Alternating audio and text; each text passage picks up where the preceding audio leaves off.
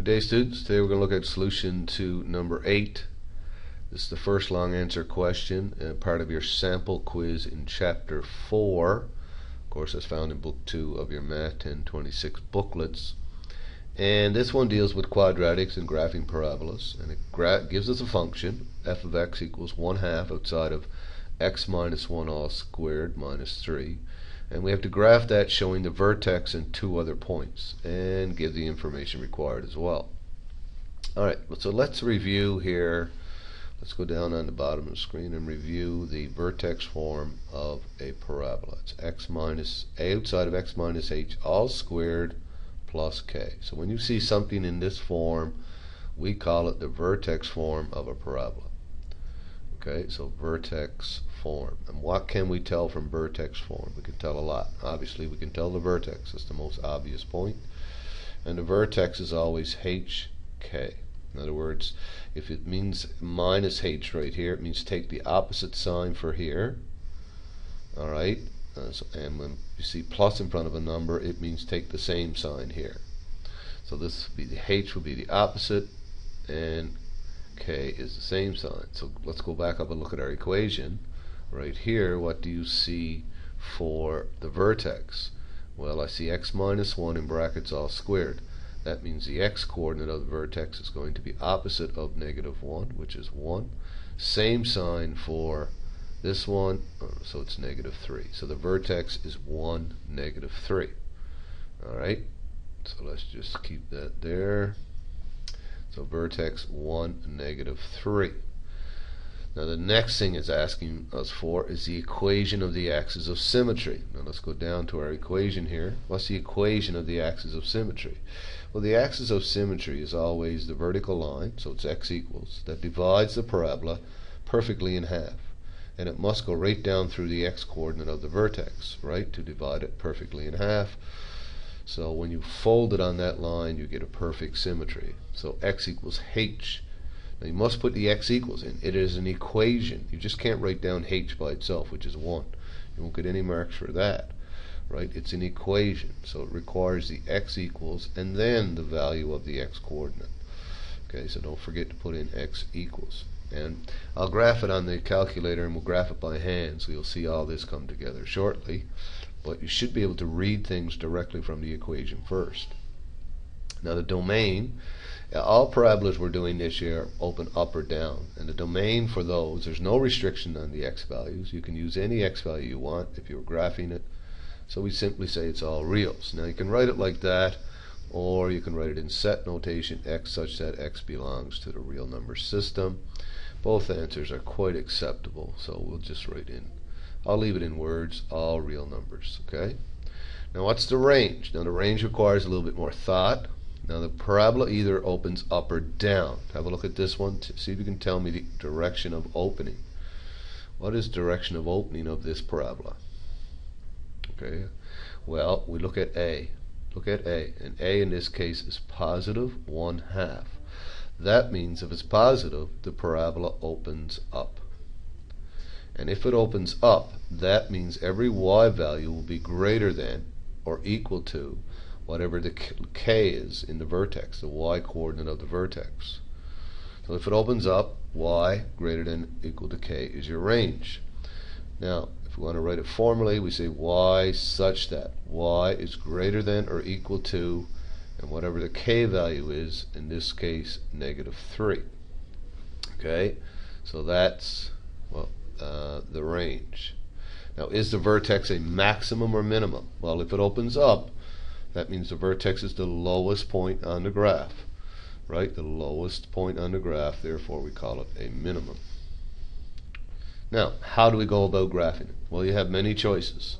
However, we'll do it on the calculator first to get a good picture of it, and then I'll show you how to do that by hand. So I go to my y equals button, and I'm going to enter the equation just like I see it. So it's 1/2. I'll use 0.5. It's easier to put in the calculator. You can put in 1/2. Doesn't make any difference. X subtract 1. Now don't forget to square that. There's the square button right there. So look at it. Looks squared. And then subtract 3. And just then hit your graph button. So there you have your parabola. Now, it looks like our vertex is, if I can read it correctly, 1, -3, which we said, right? And it certainly opens up, so the vertex is a minimum. The axis of symmetry you can't see from the calculator, but we'll draw ours in by hand. So how do you plot it by hand? Well, first thing you're going to plot, of course, is the most important point, and that's the turning point, which we call the vertex. And the vertex is -1, 3, so we're going to plot, or 1, -3, we'll plot that first. 1, -3. So there's the vertex right there. Okay. Now I'm going to label that 1, -3. Okay. Now we need a couple of extra points. So there's 2 other points here. Now you've got choices. You can pick either side of the vertex. So I'm going to pick, in this case, I'll pick a -1, and 2 units away on the other side I'll pick +3. So I'm going to pick those points and plot them. Okay? So in other words, I'm doing a little table of values. Now this little table of values will probably look like this. So I'll just do a little. Okay, so now there's different ways to do it. You can find a y-intercept, but I'm just going to plot. I'll put the vertex in the middle. There's my vertex, and I'm going to pick a point on either side the same units away. So if I pick 2 units away on the x, which is 3, I should pick 2 units away on the other direction, which would be -1, because if they're symmetric, right? If these are the same units away from your vertex, I should get the same x value each time. Okay, so you really got to do it once. Now, how do you find that x value? Well, you plug that value back into the equation and do it. Okay, now you can do it on your calculator, you can do it by hand, that's up to you. Let's do it on the calculator. Okay, so I have I'll quit that page now. So I'm going to put in 0.5 for a half, open bracket. I'm putting in -1, subtract 1, close bracket, square it. So I've just put -1 in for x, and then I've subtract 3.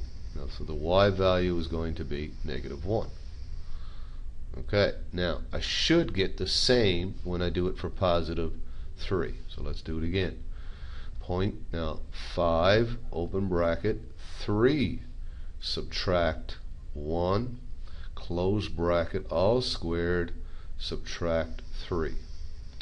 And I get -1 as well. So now plot those other 2 points. So +3, 1, 2, 3, -1 is right here. And -1, -1 is right here. Now again, if you want more points, you could put in a 4 and find that point, but 3 is enough. It gives you, now it's a curve, don't draw it V-shaped. Some of your graphs, remember it's a curve, so just draw half of it. And again, take your time. It's a sketch, don't worry. Now it's not, doesn't have to be perfect. It's very, so I'm drawing my as best I can, trying to keep it fairly decent. Now, so there's my, right, there's my curve. You should also put in the axis of symmetry. Now that's the vertical line that divides it right in half. So I'll use my line drawer, and I'll draw that. So that vertical line is going to go right through the middle, right there. See it? And of course that vertical line has the coordinates, right? Well, we know the x coordinate is 1, so this line is x equals 1, right? And the vertex you can still see. So there, right? So again, many choices, different ways you can do this, but there's a full, complete answer for number 8 on page 108 of chapter 4. Hopefully that helps.